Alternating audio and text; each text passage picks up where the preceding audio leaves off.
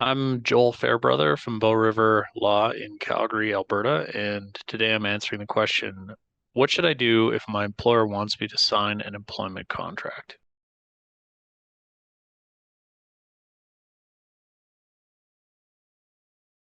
So this is a very important question in Alberta. The an employment contract can have a major effect on an employee's rights.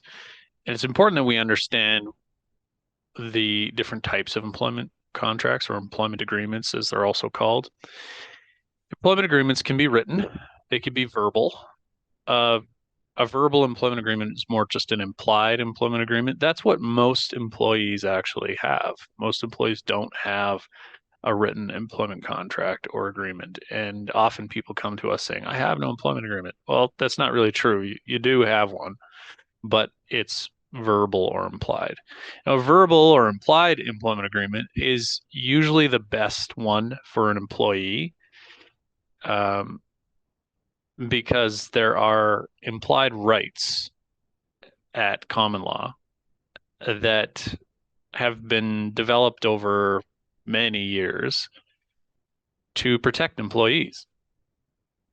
Now, employment contracts, written employment contracts, pardon me, sometimes they benefit the employee.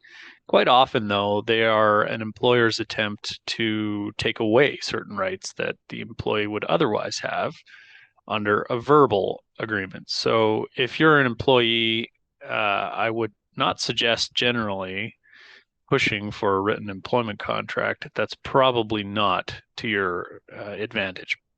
In any event, if your employer is asking you to sign a written employment agreement or contract, probably they're doing it to protect their own rights and not to protect your rights. There are many different clauses that an employer can put in an employment agreement that can take away your rights, such as non-solicitation, non-competition, conflict of interest clauses,